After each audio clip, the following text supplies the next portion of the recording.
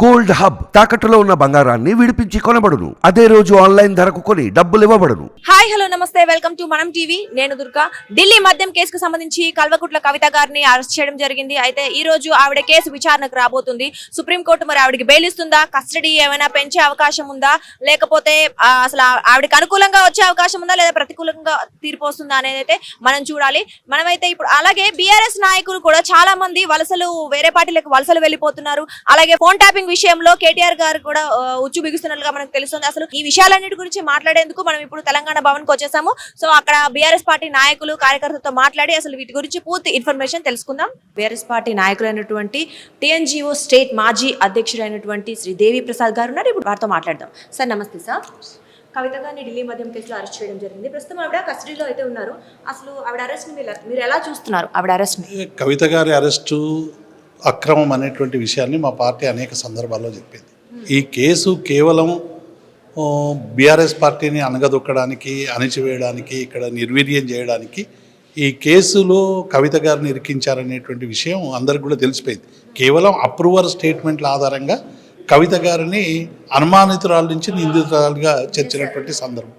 అయితే స్వతంత్ర వ్యవస్థలకి సహకరించాలి అనేటువంటి పద్ధతిలో కవిత గారు అటు ఈడీకి కానీ అందరికి కానీ న్యాయబద్ధంగా వారికి అందరికి కూడా సహకరించినటువంటి విషయం అందరికి కూడా తెలుసు. కాబట్టి ఇటువంటి సందర్భంలో ఎన్నికల షెడ్యూల్ అంటే మొత్తంగా కూడా భారతీయ జనతా పార్టీకి భావజాలంగా వ్యతిరేకంగా ఉన్నటువంటి అన్ని పార్టీల పట్ల కూడా ఇలా కేంద్రం వ్యవహరిస్తున్నటువంటి తీరు చాలా స్పష్టంగా కనబడతా ఉన్నది.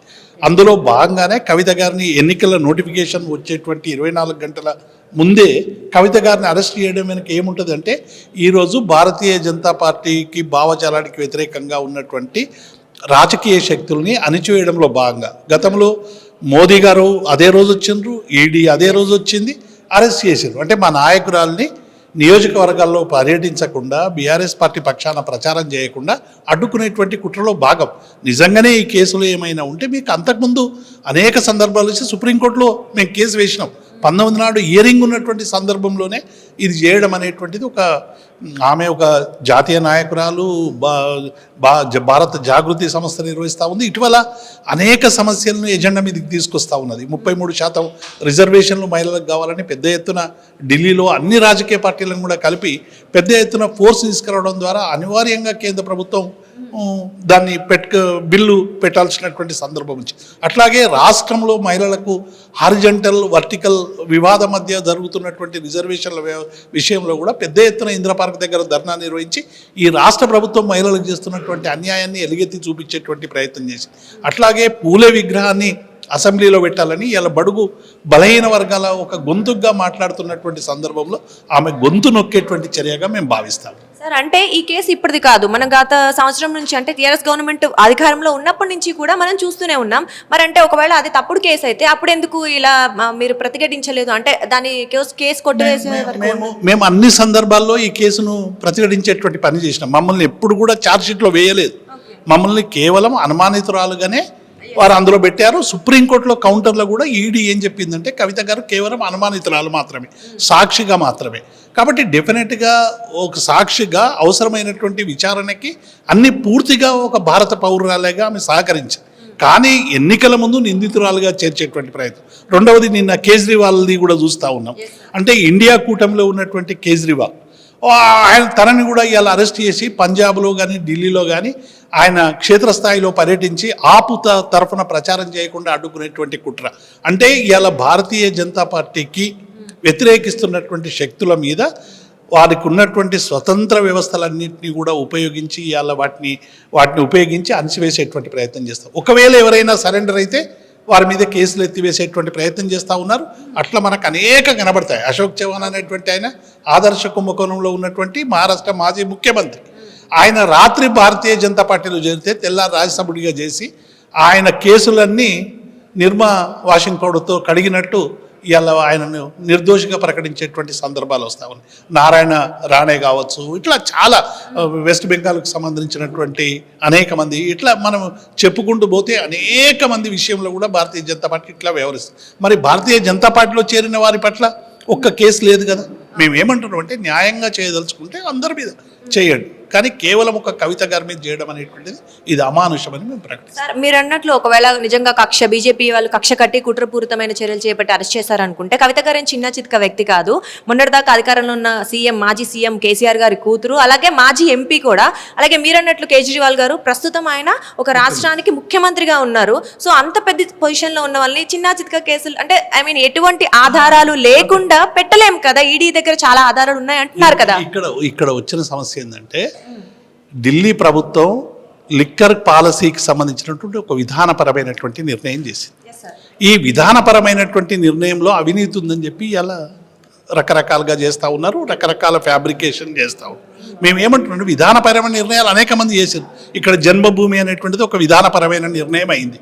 అందులో అనేక అవినీతి జరిగింది. మరి చంద్రబాబు నాయుడును అరెస్ట్ చేసిన మోదీ గారు అనేక విధానపరమైనటువంటి నిర్ణయాలు చేస్తారు. అందులో అనేక అవినీతిపరమైనటువంటి అంశాలు జరిగి ఉండొచ్చు, రేపు తేలుతుండొచ్చు. కానీ అట్లా ఒక విధానపరమైనటువంటి నిర్ణయం అనేది ఇది ఎన్నుకోబడినటువంటి ప్రజలచే ఎన్నుకోబడినటువంటి ప్రభుత్వాలు చేస్తాయి. నిజంగానే అవినీతి ఉన్నా ఇంకేదున్నా శిక్ష చేస్తుంది. దానికి కాంటెక్స్ట్ సందర్భం కావాలి కదా. ఈ ఎన్నికల సందర్భమైనా 2 ఏళ్ళ నుంచి ఏం చేశారు? 2 ఏళ్ల కిందనే కవిత గారిని కానీ కేజ్రీవాల్ గారిని అరెస్ట్ చేసి మీరు ప్రొడ్యూస్ చేస్తే ఈ 2 సంవత్సరాల లోపల కేసు తేలిపోయేది కదా. మీరు సంవత్సరాల కాలంగా మంత్రులు లోపల పెట్టి ఎన్నికల నోటిఫికేషన్ వచ్చినప్పుడే మీరు పెట్టడం అనేటువంటిది ఇది ఒక కాన్స్పిరసీగా మాత్రం కనబడతా ఉన్నది. డెఫినెట్గా మేము న్యాయపరమైనటువంటి ఇప్పటికే కవిత గారు కోర్టులో వేసిండ్రు, అది హియరింగ్ కూడా ఉంది. ఈరోజు కూడా కస్టడీ ముగుస్తుందన్న. ఇది కేవలం వాళ్ళు మమ్మల్ని అడ్డుకోవడానికి చేస్తున్నటువంటి ప్రయత్నమే తప్ప ఇంకొకటి కాదు. దీన్ని ఎదిరించి మేము ముందుకు పోతాం. సార్ అంటే ఇప్పుడు కవిత గారికి మనకి ఈ రోజు విచారణ ఉంది, కానీ కస్టడీ పొడిగించబోతున్నారు, అసలు బెయిల్ ఇచ్చే అవకాశం లేదు, కవిత గారు ఇంకా తిహార్ జైలుకి వెళ్ళబోతున్నారని చాలా వార్తలు వింటున్నాం సార్. మరి మీరేమంటారు? అవన్నీ ఊహాగానాలండి. వాటి మీద స్పష్టమైనటువంటి సమాచారం లేని స్పందించేటువంటి అవకాశం లేదు. అయితే గత అనుభవాలు చూస్తే మాత్రం ప్రతిపక్ష నేతలందరినీ కూడా జైల్లో పెట్టడంలో ఈ ప్రభుత్వం దిట్ట అనేటువంటి విషయం మాత్రం అందరికీ అర్థమైపోయింది. వాళ్ళు పెట్టినా పెద్ద ఆశ్చర్యపడక్కర్లేదు. జరిగితే జరగొచ్చు అంటున్నారు సార్. ఒకవేళ మీరు ఇది ఎలక్షన్స్ అంటే అంటున్నారు కదా, ఒకవేళ అయితే కూడా సింపతి మీ పార్టీకి వచ్చే అవకాశం ఉంటుంది కదా సార్ ఎంపీ ఎలక్షన్స్. ఇది సింపతికి సంబంధించినటువంటి అంశం కాదమ్మా. ఒక రాజకీయ పార్టీకి సంబంధించినటువంటి నాయకురాల్ని, ఒక మహిళా నాయకురాల మీద బురద జల్లడం, ఆ బురద జల్లడం ద్వారా వాళ్ళు ఏదో సంతోషపడడం, ఇది ఒక శాడిస్ట్ చర్యగా భావించాలి తప్ప ఇది ఎన్నికల్లో ఓట్ల కోసం సీట్ల కోసం మహిళల్ని వేధించడం ఏం పద్ధతి ఇది? డెఫినెట్గా ఇది మాకు సింపతికి సంబంధించినటువంటి అంశం. ఎంత మాత్రం విధానాల మీద మేము కొట్లాడతాం. కేసీఆర్ గారి నాయకత్వంలో గత 10 ఏళ్లలో చేసినటువంటి అభివృద్ధి సంక్షేమ పథకాలు చెప్తాం. ఈ 100 రోజుల్లో కాంగ్రెస్ పార్టీ చేసిన మోసాలను చెప్తాం. 10 ఏళ్లుగా భారతీయ జనతా పార్టీ ప్రజలకు ఇచ్చినటువంటి హామీలు ఉల్లంఘన చేసి ఈ దేశం ఎట్లా వెనక్కి నెట్టబడిందో వాటి మీద విధానాల మీద కొట్లాడతాం. కానీ వ్యక్తులను అరెస్టు ద్వారా ఈ సింపతి ద్వారా కొట్లాడేటువంటి పార్టీ బీఆర్ఎస్ కాదు. సార్ మొత్తానికి తెలంగాణలో అయితే కాంగ్రెస్ ప్రభుత్వం అధికారంలోకి వచ్చినప్పటి నుంచి చాలా మంది బీఆర్ఎస్ నాయకులకి అవినీతి ఆరోపణలు ఉన్నాయంటూ, చాలా దగ్గర అంటే అవకతవకలు జరిగాయి అంటూ మనకి వార్తలు వినిపిస్తున్నాయి. అలాగే కొంతమంది కేసులు పెట్టడం కూడా జరిగింది. సో అంటే ఆ భయంతో కూడా బీఆర్ఎస్ నుంచి చాలా మంది నాయకులు మీరు గమనిస్తే దాదాపు 30-35 మంది ఎమ్మెల్యేలు బీఆర్ఎస్ పార్టీని వీడిపోతున్నారు. అంటే మోస్ట్లీ వెళ్ళిపోయారు, ఇంకా వెళ్ళబోతున్నారు అంటారు. మీరు ఎందుకు సార్ మరి కాపాడుకోలేకపోతున్నారు? ఇప్పుడు మోస్ట్లీ ఎవరు వెళ్ళిపోలేదమ్మా. ఒక్క ఎమ్మెల్యే తప్ప, ఒక దానం నాగేందర్ తప్ప ఏ ఎమ్మెల్యే పోయింది చెప్పండి? మా పార్టీ మీద కలవడం వేరండి. ఇప్పుడు ఒక ముఖ్యమంత్రిని శాసనసభ్యులు కలవడం అనేటువంటిది రాజ్యాంగం ఇచ్చిన హక్కు. ఆ నియోజకవర్గానికి సంబంధించినటువంటి అనేక కాబట్టి ఇలా మేము అధికారం కోల్పోయిన మాట వాస్తవం. కాబట్టి అధికారం కావాలనుకునే వాళ్ళు, అధికారం లేకపోతే బతకలేనటువంటి వాళ్ళు, అనేక బలహీనతలు ఉన్నటువంటి వాళ్ళు, కష్టకాలంలో ఉన్నటువంటి పార్టీని మోసం చేసిపోయేటువంటి వాళ్ళు అన్ని పార్టీలో ఉంటారు, మా పార్టీలో ఉంటారు అనేది మాకు ఇప్పుడు తెలుస్తూ ఉంది. డెఫినెట్గా వాటి పట్ల మేము ఎట్లా భవిష్యత్తులో ఎట్లా ఉండాలని ఆలోచిస్తాం. కాబట్టి ఇదేదో ఒకరిద్దరు పోయినంత మాత్రాన బీఆర్ఎస్ పార్టీ పోతుంది, 5 ఎమ్మెల్యేలు పోయినంత మాత్రాన ఇదేదో అవుతుంది. ఇది 60 లక్షల మంది సైన్యం ఉన్నటువంటి పార్టీ, అనేక త్యాగాల పునాదుల మీద ఏర్పడినటువంటి పార్టీ. తెలంగాణ ఉద్యమం నుంచి ఇప్పటి వరకు అనేక ఉద్యమాలు చేసింది, అనేక అభివృద్ధి సంక్షేమ పథకాలు చేసి ఇలా ప్రజల్లో ఒక అజేయమైనటువంటి శక్తిగా కేసీఆర్ నాయకత్వంలో ఉన్నటువంటి పార్టీ. ఇది ఆషామాషిగా కొట్టుకుపోయేటువంటి పార్టీ కాదు. అట్లా ఎవరైనా కలలు కంటే వాళ్ళ భ్రమ అవుతుంది. అంటే సార్ మరి 2 నెలలు కూడా అవ్వలేదు ప్రభుత్వం అధికారం కోల్పోయి, అంటే కేసీఆర్ గారు అధికారం కోల్పోయి 2 అవ్వకముందే ఇంతమంది వెళ్ళిపోతున్నారు. అంటే ఇంత తొందరగా పార్టీ నుంచి ఇంతమంది వీడటానికి అసలు కారణం ఏమంటారు? ఒక్కటే ఏంటంటే ఉద్యమ పార్టీ నుంచి మాది రాజకీయ పార్టీ అయింది.